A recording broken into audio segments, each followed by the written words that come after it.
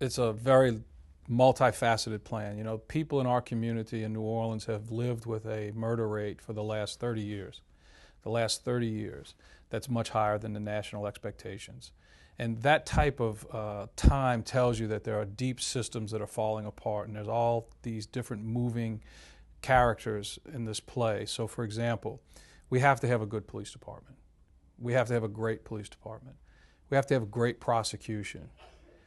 But even on a police department's best day, and say all things were equal, and suddenly tomorrow we became the best police department in America, how does that impact a young man who has grown up for 17 or 18 years learning how to hate, learning how to not respect his own life, learning how not to respect someone else's life, and then commits the typical murder in New Orleans? And that's four things. I knew the guy, I was mad at him, I looked for him, I killed him.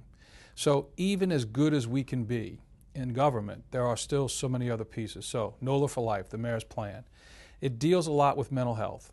It deals a lot with education systems. It deals a lot with violence interruption, trying to find ways to break up violent cycles of behavior between young men. They're taken from bits and pieces of programs around the country that have worked very well, and we're going to tailor make them to what New Orleans is. You know, you can always bring in somebody else's plan, but you always have your own community. So in the long run, I know that we're going to be a better police department. There's no question about that. I know we are already having better rates of prosecution with quality cases with the district attorney. But I also know we need to have whole families taking care of their children. We need to have whole neighborhoods believing in one another's safety, thus the whole neighborhood becomes safe.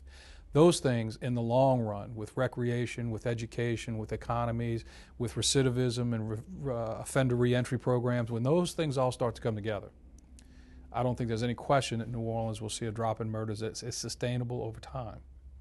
So when we came back together in May of 2010, it was very clear to me, after having been a chief for about 9 years, that there were fundamental flaws in the way the police department operated.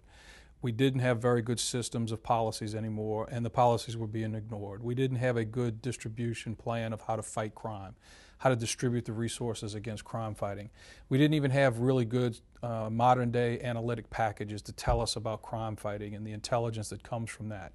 So we had to rebuild the department, if you will. So, for example, this is my home, right? 2 of my 3 children live here, and they're going to raise their families here. New Orleans has to survive.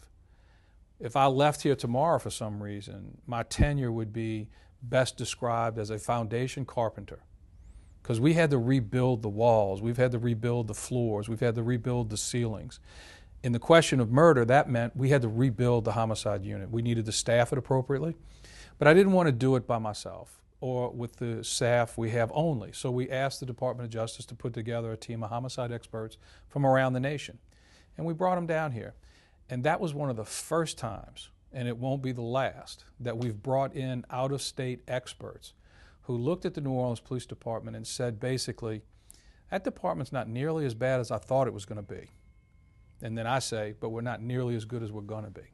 So we recreated a homicide unit with an 82-point stepped plan that the Department of Justice experts gave us. It took us all of 2011 to put that in place. It included new staffing ratios. It included new training requirements. It included new connectivity with a criminal information system that we built with Jefferson Parish.